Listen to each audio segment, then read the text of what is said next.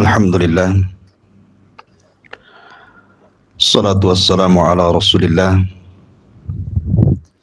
wa ala alihi wa sahbihi wa mawalah wa la hawla wa la quwata illa billahi wa ba'du.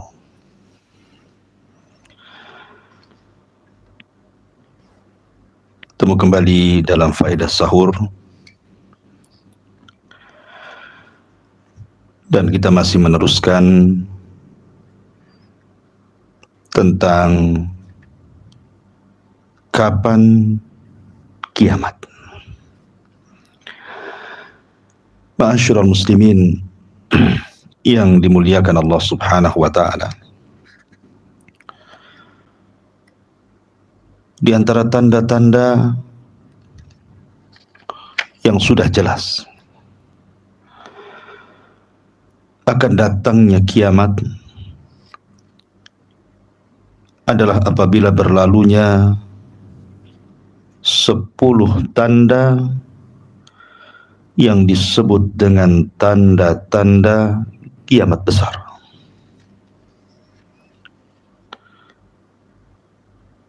Dan yang pertama adalah munculnya Dajjal. Inilah yang kita akan kupas sedikit tentang seputar tanda dari tanda-tanda kiamat besar yang menunjukkan tentang dekatnya kehancuran alam semesta. Ma'asyiral muslimin yang dimuliakan Allah Subhanahu wa taala. Mungkinkah Dajjal akan masuk ke rumah-rumah kita? Ke rumah saya, ke rumah Anda, ke rumah dia, ke rumah mereka? Apakah semua rumah-rumah manusia akan diinjak Dajjal? Dan apakah kemudian para penghuninya akan terfitnah dengan fitnahnya? Mungkinkah manusia saking takutnya dengan fitnah akan mengikat keluarganya, anak gadisnya, saudari-saudarinya, bahkan ibunya? Ma'asyiral muslimin yang dimuliakan Allah Subhanahu wa taala. Dajjal akan berjalan ke semua tempat, baik ke kutubnya ataupun ke alam yang cuacanya normal seperti yang kita hadapi pada saat ini. Berapa lama Dajjal akan berputar mengelilingi dunia? Apakah Dajjal juga menyentuh kalangan jin tentang fitnah dan habarnya? Apakah apabila Dajjal kemudian memerintahkan bumi-bumi akan mentaatinya? Atau dia mengarahkan ke langit dan merintahkan langit-langit akan mentaatinya? Apa sebenarnya kehendaki Dajjal? Apa yang diserukan Dajjal kepada manusia? Apa yang dikehendaki Dajjal kepada manusia? Ma'asyiral muslimin yang dimuliakan Allah Azza wa Jalla. Ketika Nuh alaihi salatu wassalam diutus, maka sebelum Nuh alaihi salatu wassalam meminta kepada Allah Subhanahu wa taala agar diturunkan azab kepada umat yang membangkangnya, Nuh sudah memperingatkan mereka akan fitnah kemunculan Dajjal. Para Nabi Lut alaihi salatu wassalam juga sama, memperingatkan umatnya dari kemunculan Dajjal. Ibrahim, Syuaib, Nabi Allah Saleh, Yusuf, Yusa, Ilyas, Zulkifli, semua para Nabi, Isa, Musa, dan semua para Nabi yang diutus oleh Allah Subhanahu wa ta'ala, semuanya memperingatkan umatnya akan kemunculan Dajjal. Kenapa para Nabi memperingatkan umatnya akan kemunculan Dajjal? Dan kenapa para nabi pula tidak mau hidup Dajjal di masa mereka? Karena memang fitnahnya Dajjal luar biasa.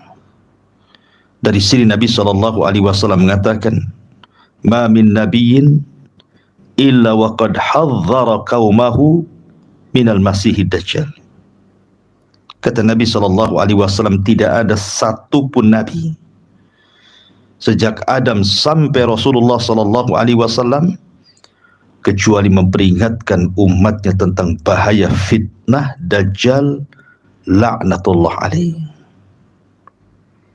Apakah Dajjal?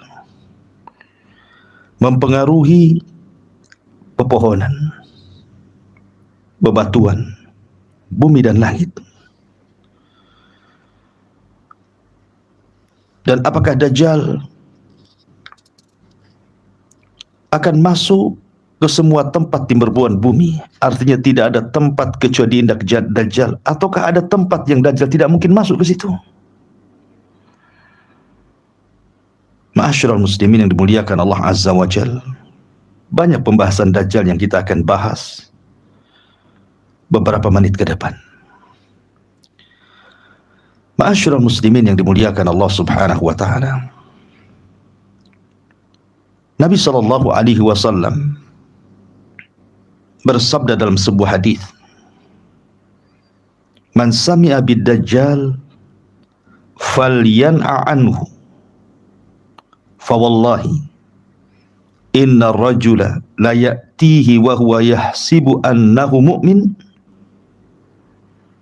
fayattabi'uhu mimma yub'atsu bihi minasyubhat."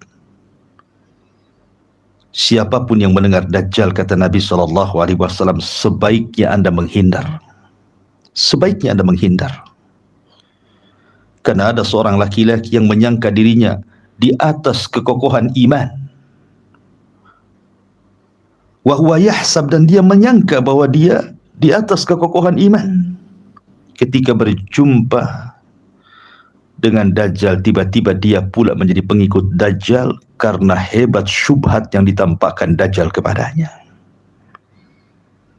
Makanya wajar kalau Nabi SAW sampai mengatakan di hadapan manusia, berkhutbah, "Ayyuhan nas, innaha lam takun fitnatun ala wajhil ardi mundu dhara Allahu dzurriyyata Adam a'zam min fitnatid Dajjal."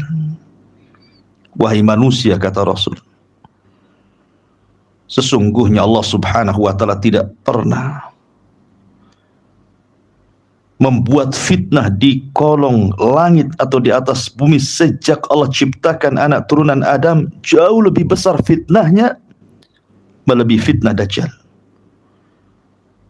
Dan Allah Subhanahu wa taala lam yab'ats nabiyyan illa hadzara ummatahu minad Dajjal, dan tidaklah Allah mengutus nabi dari nabi-nabinya kecuali nabi tersebut memperingatkan umatnya dari Dajjal. Dan Rasul mengatakan, "Wa ana akhirul anbiya wa antum akhirul umam wa huwa kharijun fikum la mahala." Aku adalah nabi terakhir sebagaimana kalian juga umat terakhir, dan Dajjal pasti keluar dan tidak mungkin tidak kecuali pasti keluar. Kata Nabi, iyakhruj fikum wa ana hayyun fa ana hajiju dunakum wa iyakhruj wa ana mayyitun fa kullu mri'in hajiju nafsa. Kalau seandainya Dajjal keluar kepada kalian, kalian masih hidup, aku yang akan melawannya. Aku yang akan melawan hujahnya. Aku yang akan membunuhnya. Aku yang akan menghancurkan dan bantainya. Akan tetapi, kalau Dajjal keluar sementara aku sudah tidak ada, kata Rasul, maka masing-masing diri menghadapi Dajjal dengan hujahnya. Fa kullu nafsin dha'iqatul maut. Setiap jiwa pasti akan mengalami kematian, illa man rahimallah, kecuali orang-orang yang dirahmati Allah tidak terkena fitnah Dajjal. Ma'asyiral muslimin yang dimuliakan Allah Subhanahu wa taala. Fitnah di permukaan bumi ini sungguhlah banyak. Di sana ada fitnah harta. Manusia terfitnah dengan harta. Terkadang dia keluar pagi, pulang malam, banting tulang, peras keringat, kaki dijadikan kepala dan kepala dijadikan kaki, hanya untuk mengumpulkan pundi-pundi harta dan rupiah. Setelah dia sangat mencintai hasil dari usaha harta yang didapatinya, tiba-tiba Allah Subhanahu wa ta'ala merintahkan untuk mengeluarkan zakat, mengeluarkan sedekah, terkadang kepada orang yang sama sekali tidak mengenalnya, tidak ikut campur pun dalam usahanya. Fitnah. Apakah manusia jujur akan keimanan sehingga dia bersedekah, ataukah bakhil dengan keimanannya sehingga dia kikir? Maka harta adalah fitnah bagi manusia, ujian dari Allah Subhanahu wa ta'ala.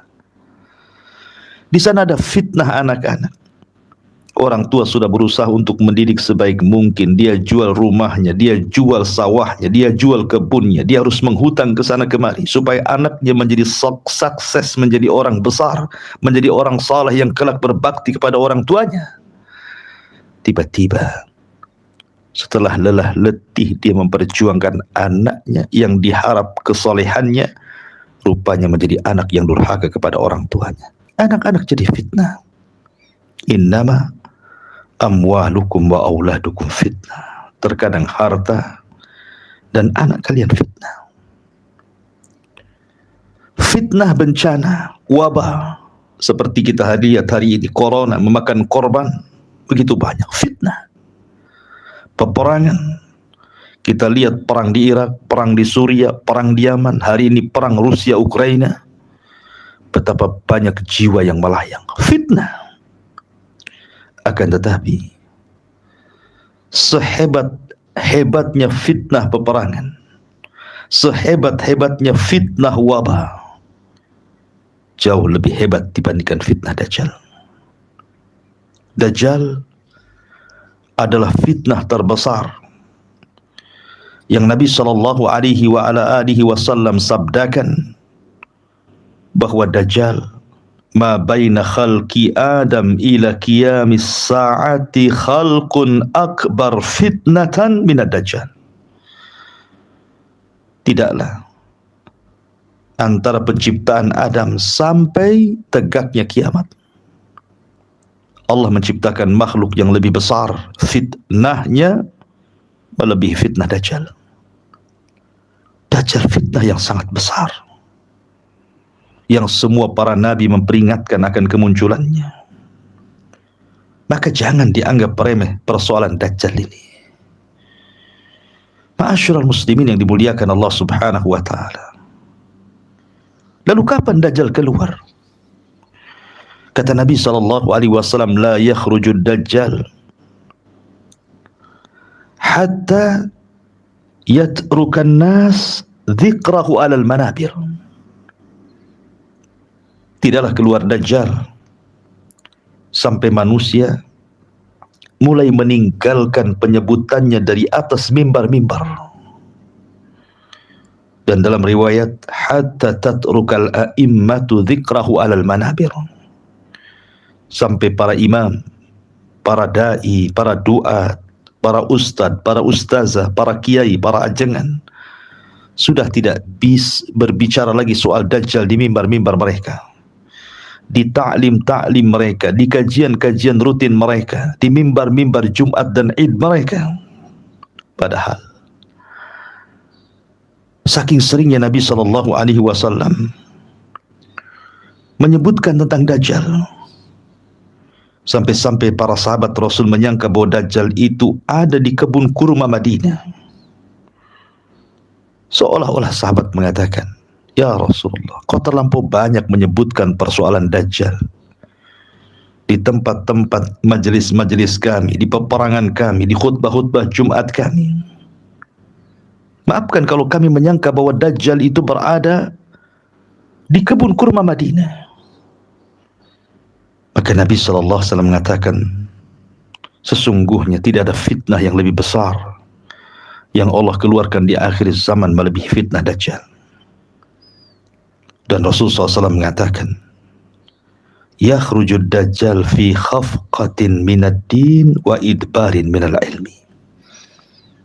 Akan keluar Dajjal ketika lemahnya agama manusia dan ketika larinya manusia dari ilmu. Artinya tidaklah keluar Dajjal kecuali ketika manusia sudah sedikit pengetahuan mereka dan lemahnya agama mereka. Disitulah Dajjal akan keluar.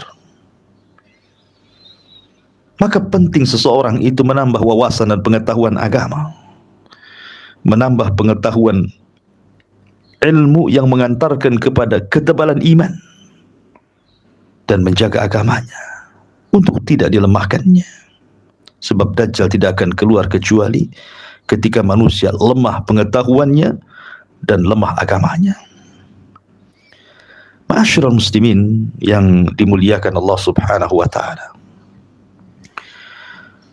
Nabi sallallahu alaihi wasallam dikisahkan suatu ketika Nabi sallallahu alaihi wasallam berkhutbah di antara salat subuh ke terbit matahari.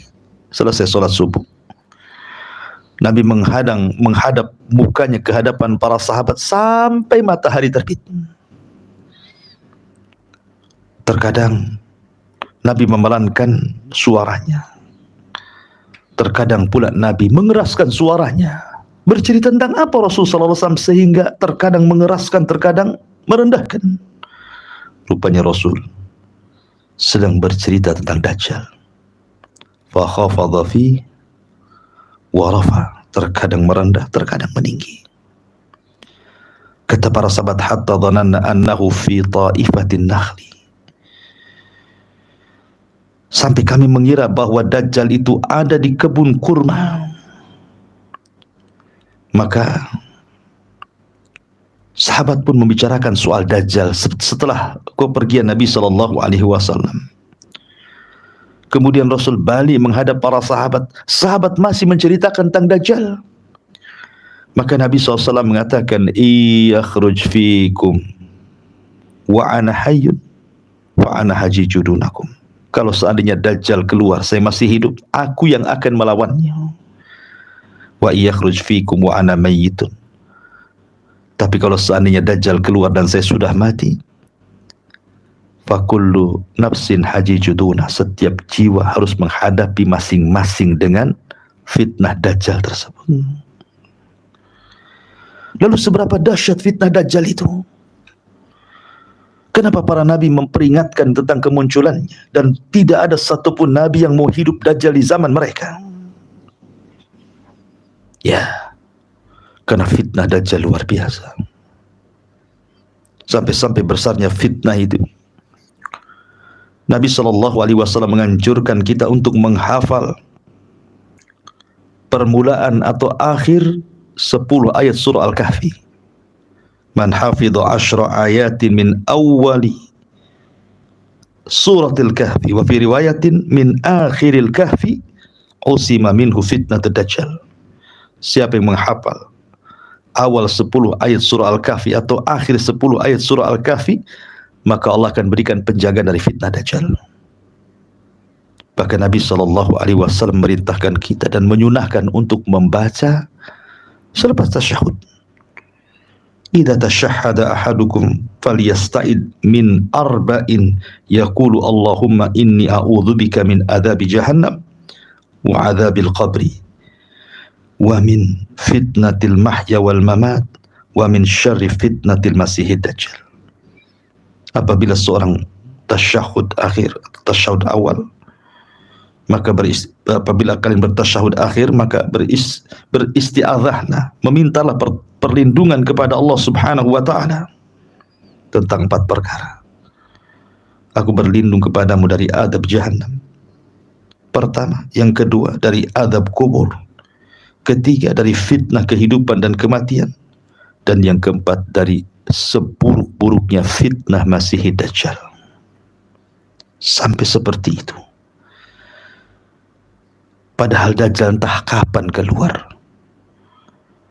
Sudah lamakah ataukah sudah dekatkah? Wallahu alam. Tapi 14 abad yang silam Rasul sudah mengajarkan bagaimana supaya kita terhindar dari fitnah Dajjal. Lihat kasih sayangnya Rasul kepada kita sebagai umatnya, mengajarkan kepada kita bagaimana melindungi kita dari Dajjal. Luar biasa. Lalu apa saja fitnah-fitnah Dajjal? Apakah Dajjal memiliki banyak pengikut? Lalu siapa pengikut mereka? Bagaimana Dajjal keluar? Di mana Dajjal keluar? Siapa yang akan berperang melawan Dajjal? Apakah Dajjal meninggal biasa atau dibunuh, dan siapa yang membunuhnya, dan di mana tempat terbunuhnya? Tentu ini pembahasan yang panjang.